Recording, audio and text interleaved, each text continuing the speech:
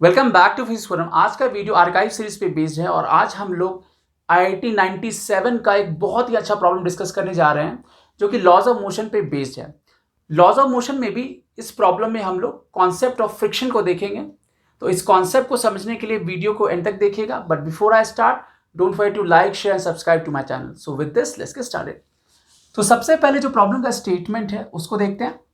Block A of mass m and block B of mass 2m are placed on a fixed triangular wedge by means of a massless inextensible string and a frictionless pulley as shown in figure. The wedge is inclined at 45 degrees to the horizontal on both sides. The coefficient of friction between block A and the wedge is 2 by 3 and that between block B and the wedge is 1 by 3. If the blocks A and B are released from rest, find, यहाँ पे तीन part है problem का। पहला part है acceleration of ए, दूसरा part है tension in the string और जो थर्ड पार्ट है magnitude and direction of the force of friction acting on A. Right, तो ये तीन पार्ट है प्रॉब्लम का। अब मैं इसको एक्सप्लेन कर देता हूं पहले प्रॉब्लम को। तो यहां पर क्या है, यहां पे दो ब्लॉक है। ये ब्लॉक ऑफ मास m है, इसको हम ब्लॉक ए कह रहे हैं, और ये ब्लॉक ऑफ मास 2m है जिसको ब्लॉक बी कह रहे हैं। राइट, ये जो ट्रायंगुलर वेज है ये फिक्स्ड है और इसका जो इंक्लाइन प्लेन है बोथ साइड ये 45 डिग्री का एंगल बना रहा है। ठीक है, और जो भी पुली है वो मासलेस है, जो स्ट्रिंग है वो इनएक्सटेंसिबल है। जो आइडियल सिचुएशन है उसको लेके चल रहे हैं हम लोग। ठीक है, तो पहला जो पार्ट है वो है एक्सेलरेशन ऑफ ए। ठीक है, तो ऑब्वियसली जो फर्स्ट ऑफ ऑल जो हम लोग करते हैं लॉज ऑफ मोशन के प्रॉब्लम को सॉल्व करने के लिए, तो हम लोग जितने भी फोर्स लग रहे होते हैं उसको आइडेंटिफाई करते हैं। तो हम लोग भी एक्चुअली यहाँ पे यही करने वाले हैं। तो सबसे पहले हम लोग देखते हैं फोर्स कैसे कैसे काम कर रहा है। तो यहाँ पर जो टेंशन है इधर काम करेगा। राइट, ठीक है, यहां पर जो नॉर्मल होगा है ना वो इस तरफ काम करेगा, है ना। mg का जो कंपोनेंट होगा इधर वाला जो कंपोनेंट होगा, है ना, इधर mg काम कर रहा है। ऑब्वियसली इसका एक इधर वाला जो कंपोनेंट होगा ये कितना हो जाएगा, mg cos 45 डिग्री। राइट, और एक जो डाउन द इंक्लाइन होगा ये mg sin 45 डिग्री होगा। राइट, यहां पर ध्यान ये रखना है कि इस दोनों जगह कॉफिशिएंट ऑफ फ्रिक्शन अलग अलग है। यहां पे जो कॉफिशिएंट ऑफ फ्रिक्शन है वो 2/3 है और यहां पर जो कॉफिशिएंट ऑफ फ्रिक्शन है 1/3 है। राइट, तो दोनों का वैल्यू अलग अलग है। यहां की बात करें, अगर यहां पे एबीडी ड्रॉ करें तो यहां पे जो नॉर्मल फोर्स होगा एनबी इधर काम करेगा। इस तरफ जो फोर्स काम करेगा वो होगा 2mg cos 45 डिग्री।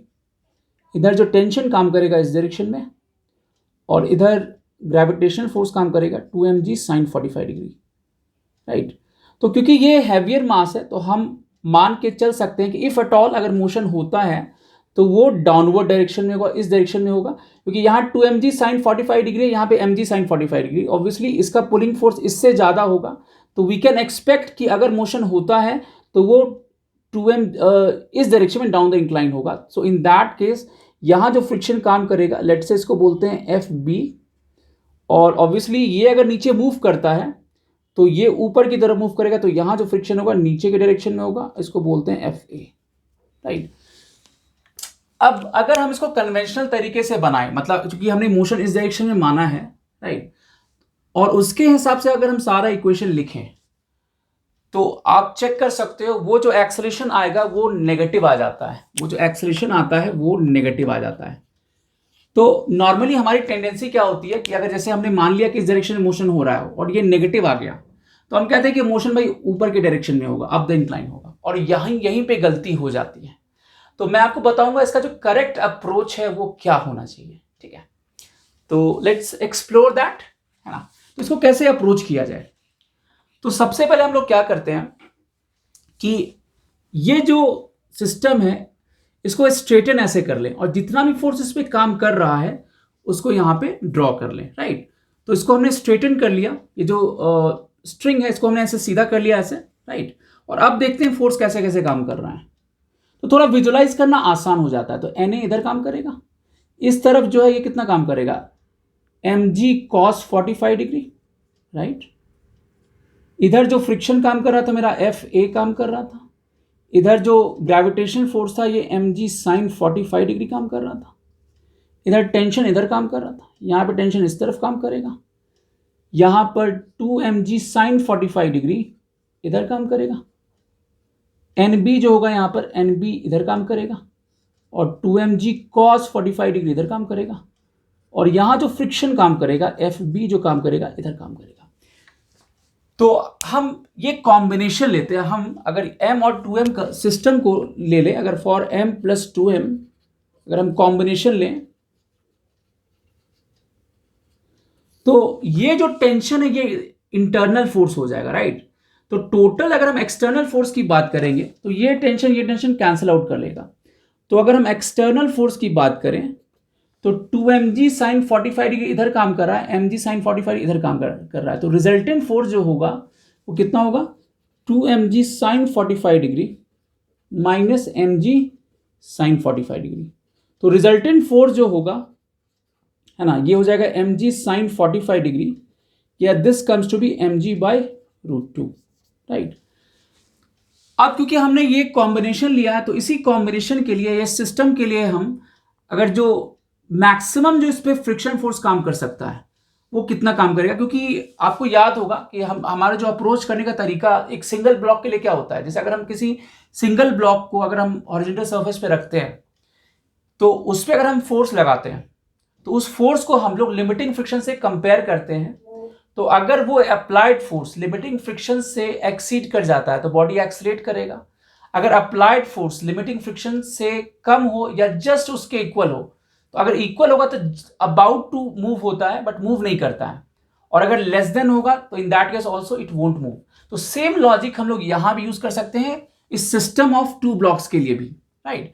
तो इस सिस्टम के लिए m प्लस 2m सिस्टम के लिए हम बात करें तो मैक्सिमम फ्रिक्शन जो होगा एफ मैक्सिमम जो होगा एफ ए पे लिमिटिंग लेंगे और एफ बी पे लिमिटिंग लेंगे, राइट।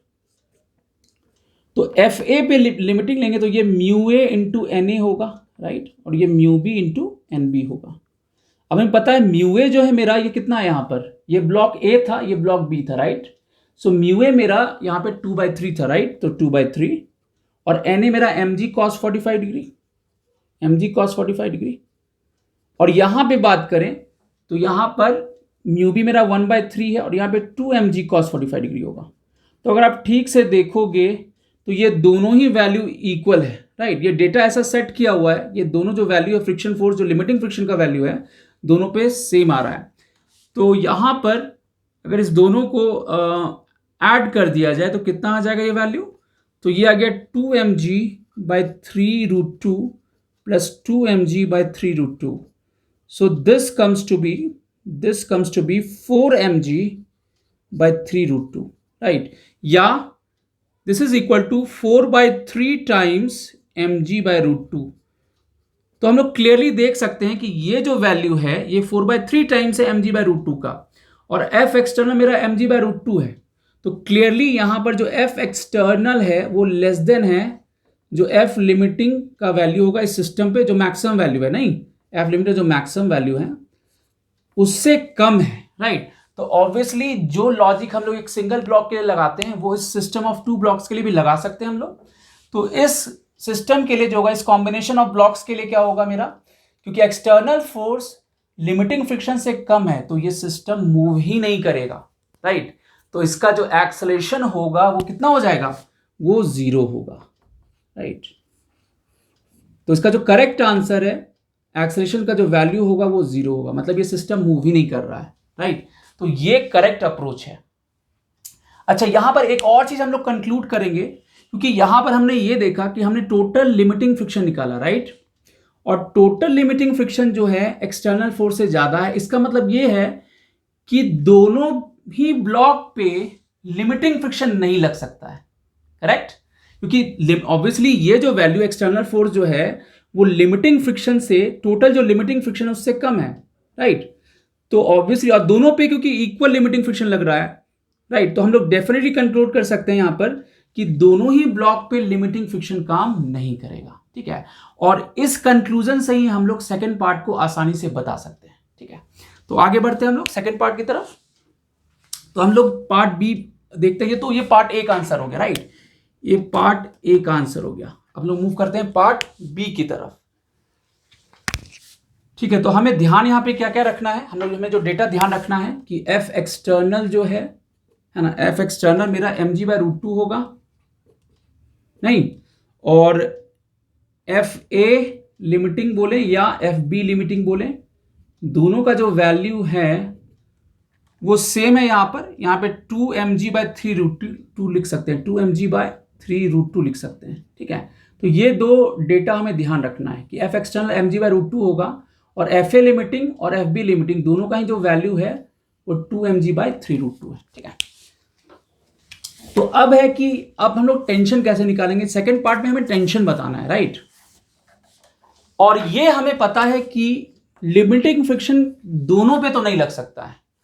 अब यहां पर हम लोग ब्लॉक के मूव करने की टेंडेंसी देखेंगे, राइट। ऑब्वियसली ये मूव नहीं कर रहा है सिस्टम, बट अगर हम 2m ब्लॉक पे देखें और m ब्लॉक पे देखें तो 2m पे जो ग्रेविटेशन फोर्स लग रहा है 2mg sin 45 डिग्री और इस पे जो लग रहा है mg sin 45 डिग्री लग रहा है। तो इफ एट ऑल अगर सिस्टम में मूव करने की टेंडेंसी होगी तो ऑब्वियसली 2m की टेंडेंसी ज्यादा होगी, राइट। तो हम ऐसा बोलेंगे यहां पर कि जो 2m ब्लॉक है क्योंकि इसकी टेंडेंसी इसके रिस्पेक्ट में ज्यादा है, तो ये क्या करेगा, ये लिमिटिंग फ्रिक्शन, इस पे पूरा लिमिटिंग फ्रिक्शन लग जाएगा और जो जितना पार्ट रह जाएगा वो स्टैटिक फ्रिक्शन के फॉर्म में इसके पास अवेलेबल होगा, राइट।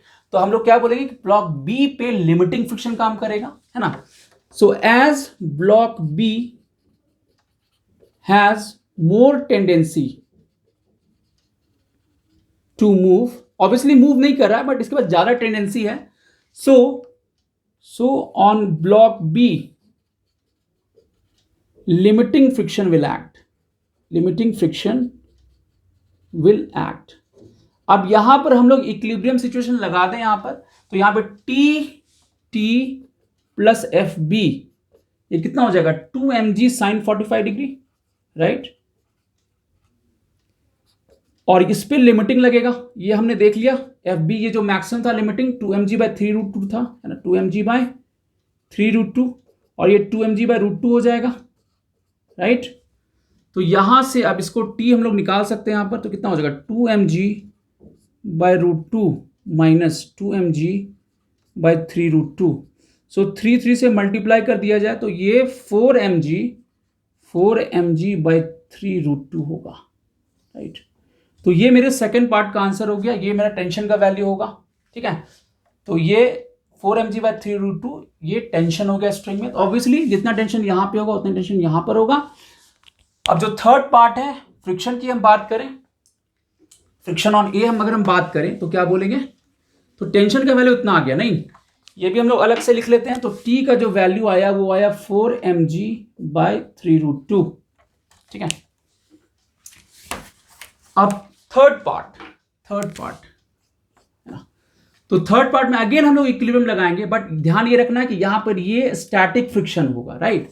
तो क्या लिखेंगे mg sin 45 डिग्री, तो हमने ब्लॉक m का जो इक्विलिब्रियम है वो लगा दिया, प्लस एफ ए जो होगा ये टी होगा, राइट। तो यहां से एफ ए जो होगा वो होगा T minus mg sin 45 degree. अच्छा टी का वैल्यू रख दें यहां से, तो टी मेरा कितना था 4mg/3√2 माइनस mg/√2, नहीं सो इंटू 3 कर लें यहां पर, तो ये कितना आ जाएगा इंटू 3 कर लें तो this would be mg/3√2। And obviously अगर यहां देखें इंक्लाइन प्लेन पे देखें तो ये डाउन द इंक्लाइन काम करेगा, है ना। तो डायरेक्शन जो होगा इसका होगा डाउन द इंक्लाइन, ठीक है। तो ये करेक्ट अप्रोच है, राइट। इंटरेस्टिंग। आर्काइव सीरीज के नेक्स्ट वीडियो में हम लोग फिर मिलेंगे एक नए इंटरेस्टिंग प्रॉब्लम के साथ। Till then take care, good bye.